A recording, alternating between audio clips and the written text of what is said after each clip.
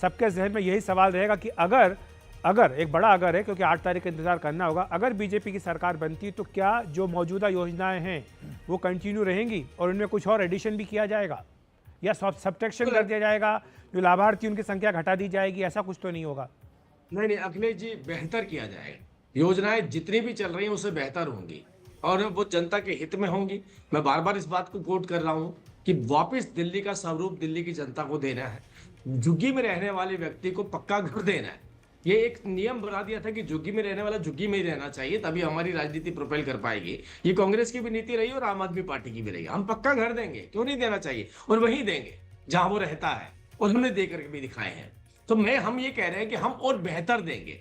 जरूरी नहीं है कि जिस बात को अभी देश के प्रधानमंत्री जी ने कहा, जो जनहितकारी नीतियां होंगी वो लागू रहेंगी। लागू का मतलब उससे भी बेहतर होंगी। लाभार्थियों की संख्या आपने बाकी राज्यों के अंदर देखा, हमने तो राष्ट्रीय लेवल पर भी कितने लाखों करोड़ों रुपया बचाया। जो मृत हो जाते थे उनको पेंशन दी जाती थी। ऐसे ऐसे लोग जो उसके हकदार नहीं थे उनको पैसा दिया जाता था। अरे भाई, जो पैसा किसी न किसी रूप में पाइप में छेद करके बाहर दूसरे लोगों को पीने के लिए दिया जाता है, उसको कम से कम बचाना भी तो किसी सरकार का ही दायित्व है ना। वो भारतीय जनता पार्टी बखूबी जानती है कि जरूरतमंद के दरवाजे पे हम अपनी सरकार की योजनाएं लेकर पहुंचे, और वो काम हम कर रहे हैं जो केजरीवाल साहब नहीं कर पाए। जी, ये भी जानना चाहूँगा मैं आपसे राजीव जी, आने वाले वक्त में अगर बीजेपी की सरकार बनती है तो जिस कथित शीश महल को इतना बड़ा मुद्दा बनाया आप लोगों ने, उसका क्या करेंगे? म्यूजियम बना देंगे, तोड़ देंगे, एक ही बंगला रखेंगे, 4 बंगले कम हो जाएंगे? कुछ तो सोचा होगा ना आपने। नहीं नहीं, देखिए आज भी बंगले हैं, सभी मंत्रियों के पास हैं। हमारा सब्जेक्ट बंगला नहीं था, हमारा सब्जेक्ट ये था कि आप ढोंग मत करिए। अब बताइए कि मैं मुख्यमंत्री हूं, ये मेरे अधिकार है और मुझे इनको यूज करना है, तो ये बोलिए ना। मतलब जनता को एक अलग चेहरा दिखा रहे हैं, घर के अंदर एक अलग चेहरा है। बच्चों को भी शक्ल कैसे दिखा पाते होंगे? देखिए अपने बच्चों की कितनी बार झूठी कसम खाई है। बाहर तो चले आते हैं, चलो मुख्यमंत्री के तौर पे लोग सम्मान दे देते थे, लेकिन घर में बच्चे तो सोचते होंगे ना, पापा इतना झूठ क्यों बोलते हैं आप हमारे नाम का। अब ये बात तो मैं नहीं झूठ बोल रहा ना, वो तो आम आदमी के प्रवक्ता भी जानते हैं कि बच्चों को तो शक्ल दिखाने लायक हो जाए ना आदमी। जनता को तो आपने बेवकूफ बनाया, गुमराह करने की कोशिश की, झूठ बोला। राजीव जी, एक पोल ऐसा आ गया है जो आम आदमी पार्टी की सरकार दोबारा बना रहा है। एक ऐसा आ गया 8 में से 7 आपकी है, एक ऐसा आ गया है जो आम आदमी पार्टी की सरकार बना रहा है। क्या लगता है अभी भी चांसेस हैं? मैं तो आपको से पहले ही बोला था जब चर्चा की शुरुआत हुई थी कि हमें तो आदत पड़ी हुई है, सरकार तो हम बनाते हैं लेकिन आंकड़े हमारे कम आते हैं। तो मैंने पहले ही एडमिट कर लिया था, ये जो सेफोलॉजिस्ट के आंकड़े आ रहे हैं इनको आप अपने पास रखिए। सरकार भारतीय जनता पार्टी की बनेगी 8 तारीख को। नंबर बताइए, विश्वास आम आदमी पार्टी, नंबर बताइए, कितने विधायक आप बीजेपी के आपके हिसाब से? हमें लगता है कि हम 50+ जाएंगे। मुख्यमंत्री कौन होगा? मुख्यमंत्री कौन होगा राजीव जी अगर सरकार बनती है तो?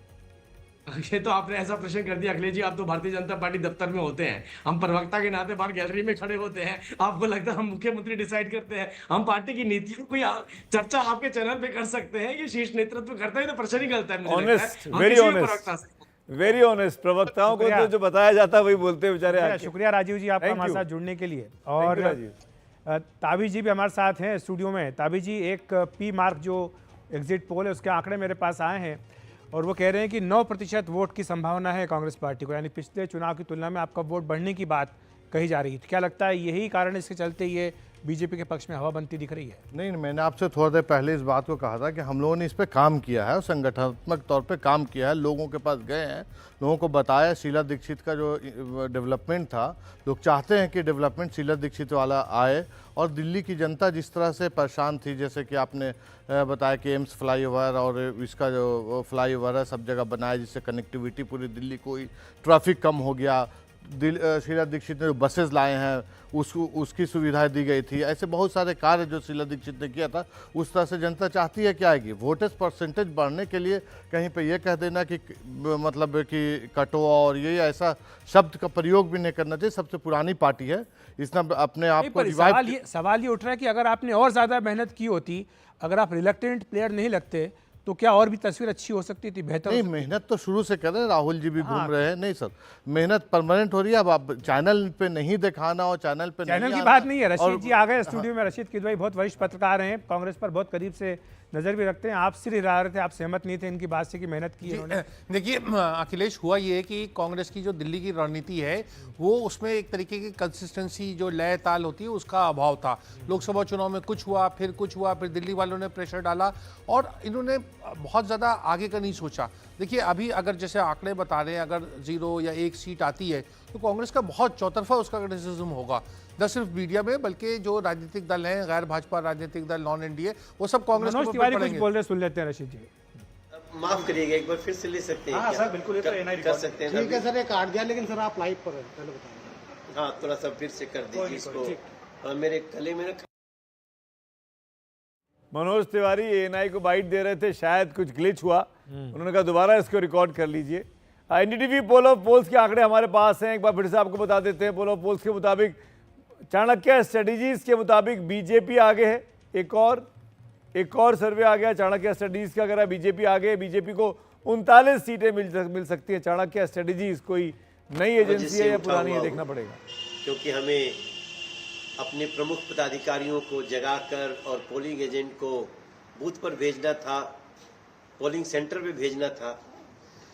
दिन भर में अपनी लोकसभा के 10 सीट पे गोंडा में वोट देने के बाद बाबरपुर, तिमारपुर, फिर करावल नगर, फिर मुस्तफाबाद, गोकलपुर और फिर हम सीमापुरी से होते हुए सीलमपुर, ये सब होते हुए बुराड़ी, हमने रोहतास नगर सहित सभी को जो 10 सीटों पे जो हमको लोगों का जो रिएक्शन दिखा, वो प्रचंड बहुमत से बीजेपी की सरकार बन रही है। 27 साल बाद ही सही, मगर वापसी हो रही है।